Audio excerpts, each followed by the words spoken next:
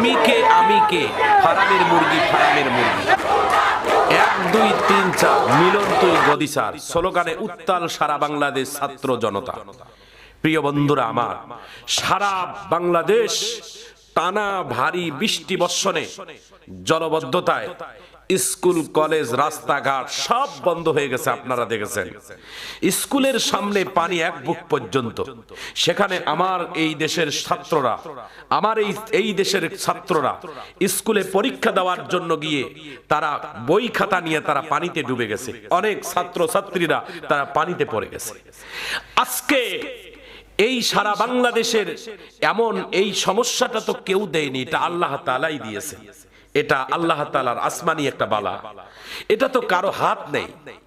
2টা দিনের জন্য যদি পরীক্ষা পিছিয়ে দেওয়া যেত তাহলে বাংলাদেশ সরকার এবং শিক্ষামন্ত্রীর কি এমন একটা গতি হতো।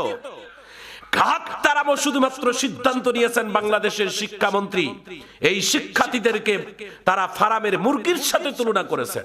এই শিক্ষার্থীদের সাথে কটূক্তি করার কারণে বিগত সরকারও তারা স্বৈরাচার হিসেবে তারা পরিচিত হয়ে গেছে।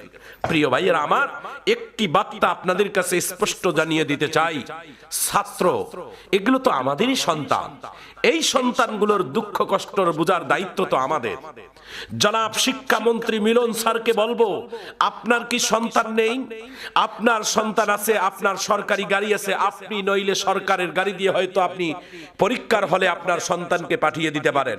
কিন্তু দিন মজুর একজন রিক্সা চালক, একজন ভ্যান চালক, একজন সাধারণ মানুষের সন্তান কিভাবে কলেজের কিভাবে স্কুল কিভাবে পরীক্ষার হলে পরীক্ষা দিতে যাবে? আপনি দেখেছেন সেই দিন সকাল থেকে টানা রাত পর্যন্ত গোটা দিন বৃষ্টি ছিল এবং জলাবদ্ধতায় গোটা বাংলাদেশ ভরা ছিল। এদিকে যখন গোটা বাংলাদেশ কান্না রোল পড়ে গেছে, এইদিকে শিক্ষামন্ত্রী তিনি বাংলাদেশের ছাত্রদেরকে ফারামের মুরগির সাথে তুলনা দিয়ে কটাক্ষ করেছে। আজকে সারা বাংলাদেশের ছাত্ররা তারা মাঠের মধ্যে নেমে একটাই স্লোগান দিয়েছেন যে এই শিক্ষামন্ত্রীর পদত্যাগ চাই। প্রিয় বন্ধুরা আমার, একটি কথা স্পষ্ট আপনাদেরকে জানিয়ে দেওয়া দরকার এবং বোঝানো দরকার। বিগত দিনের যতগুলো মানুষের কাছ থেকে এবং সরকারের কাছ থেকে বিগত দিনের যারা স্বৈরাচার, যারা কঠোর, তাদের কাছ থেকে আপনারা শিক্ষা নেন। আপনারা এই দিনগুলোকে ভুলে যাবেন না। মনে রাখবেন আল্লাহ তাআলা আপনাকে ক্ষমতা দিয়েছে, আপনাকে চেয়ার দিয়েছে, আপনাকে পাওয়ার দিয়েছে ক্ষণিকের জন্য, এটা স্থায়ী নয়। একমাত্র ক্ষমতার মালিক আমার আল্লাহ। এই ক্ষমতার মালিক পৃথিবীতে কেউ না, একজন আল্লাহ। সুবহানাল্লাহি বিহামদিহি সুবহানাল্লাহিল আযীম।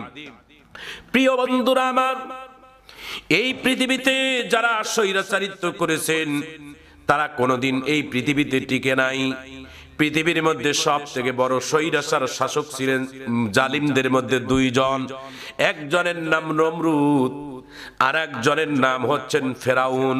ও মুসলমান ভাইরা, নমরুদের নাম নিশানা আল্লাহ তাআলা মিশিয়ে দিয়েছেন, ফেরাউনের নাম নিশানা আল্লাহ তাআলা মিশিয়ে দিয়েছেন। তাদের দুনিয়াতে আর কোনো নাম নাই, তারা মাটির সাথে আল্লাহ তাআলা মিশিয়ে দিয়েছেন। সুতরাং অহংকারী তাকাব্বুরি করবেন না। অহংকারীদেরকে আল্লাহ তাআলা ভালোবাসেন না। আল্লাহ তাআলা তাদেরকে পতন ঘটাইয়া দেন। বনি ইসরাইলের জামানায় একজন সুরুষী সুন্দর সুপুরুষ রাস্তা দিয়ে হাঁটে, নিজের চেহারা দেখি সুন্দর চামড়া দিয়েছেন, সুন্দর মুখ দিয়েছেন, সুন্দর চেহারা দিয়েছেন। আল্লাহ সুন্দর চেহারা দেখে আল্লাহর শুকরগুজার কয়বার করেছেন। লোকেরা তাকে প্রশ্ন করেছে, ও সুপুরুষ, আল্লাহ তোমাকে যে সুন্দর চেহারা দিয়েছেন এর জন্য তুমি খুশি না বেজার?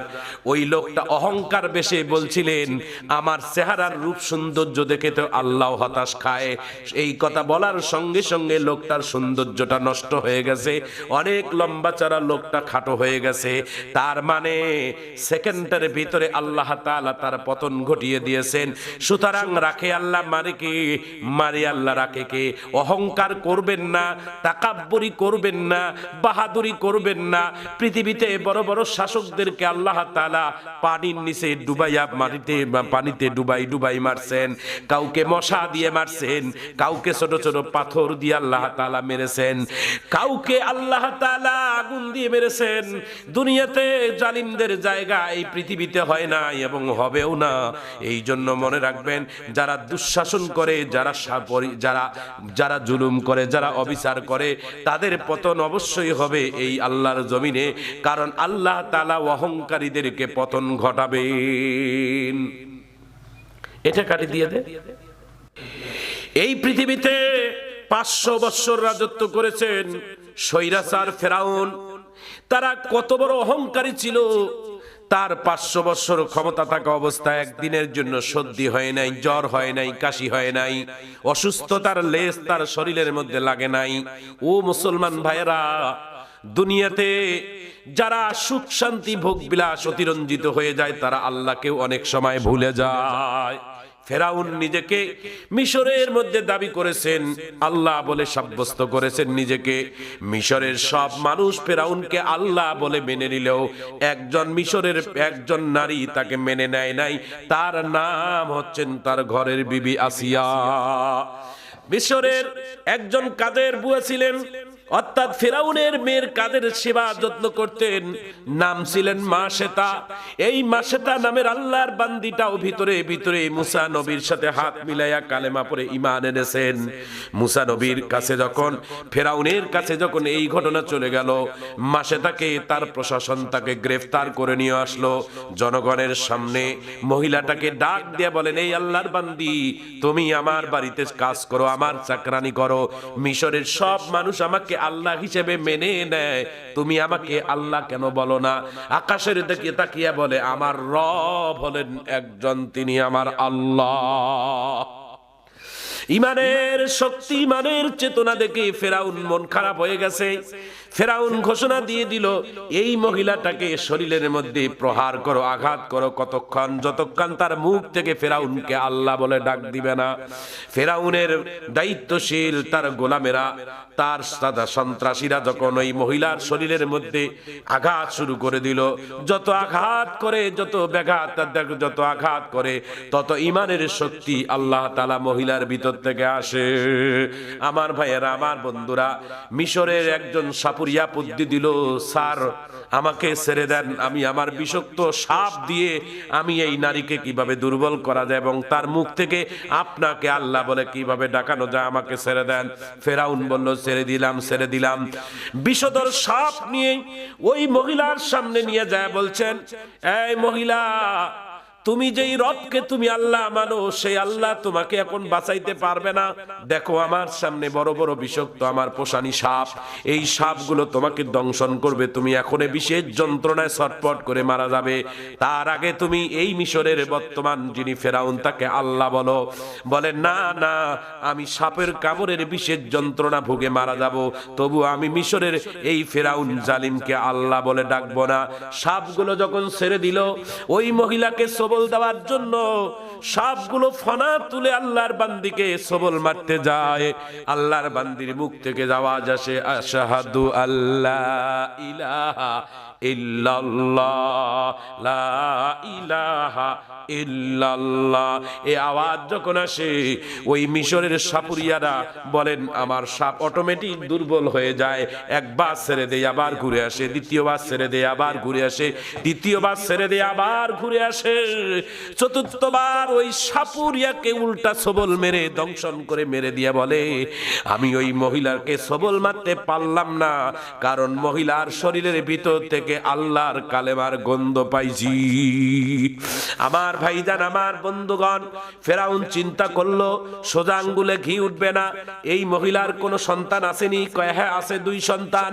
এক সন্তানের বয়স হলো 6 মাস, আর এক সন্তানের বয়স হলো মাত্র 3 বছর।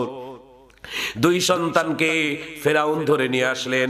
কবুতর যেমন ধরে রাখে কোরবানির সময়, ঠিক ওই রকম ভাবে ফেরাউন ওই মহিলার সামনে 2 সন্তানকে ধরে বলছে, এই মহিলা, এখনো সুযোগ আছে, তোমার বড় সন্তানের গলার মধ্যে আমি তরবারি লাগাই দিলাম, তুমি আমাকে একবার রব হিসাবে স্বীকার করো, নইলে তোমার বড় সন্তানকে এক্ষণে মেরে ফেলবো।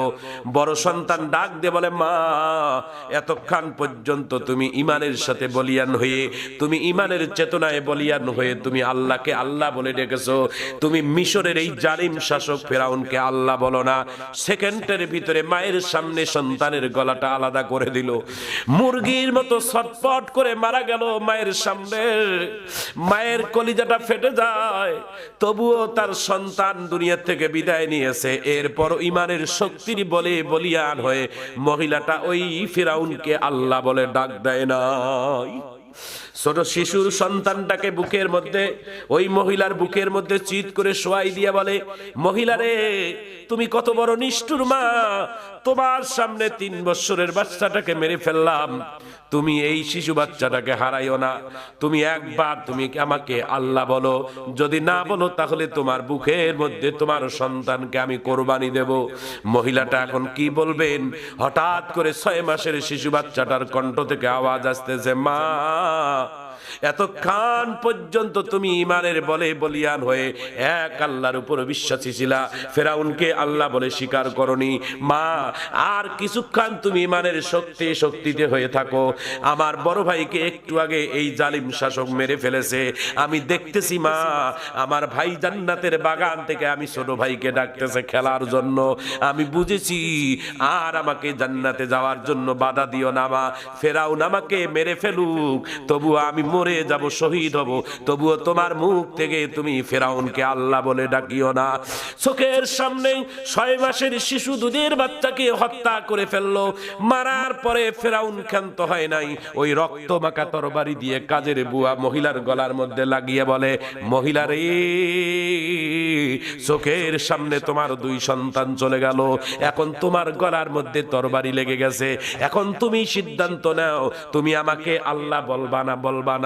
মহিলা ডাক দিয়া বলে, এতক্ষণ আমার সন্তানের মুখে শুনে মনে করেছি এটা মনে হয় আবুল তাবুল বলতেছে, ফেরাউন রে এখন আমিও তো দেখতেছি আমার 2 সন্তান আল্লাহর জান্নাত থেকে আমি মাকে ডাকতেছে, মা আর দেরি করিও না, ফেরাউনকে আল্লাহ বলার দরকার নাই, এক আল্লাহর বিশ্বাসী হয়ে ইমানের বলে বলিয়ান হয়ে শহীদ হয়ে তুমি কবরে আসো মা, তুমি মরতে দেরি মা, আমরা 3 মায় বেটা আল্লাহর জান্নাতের বাগানে খেলাধুলা করতে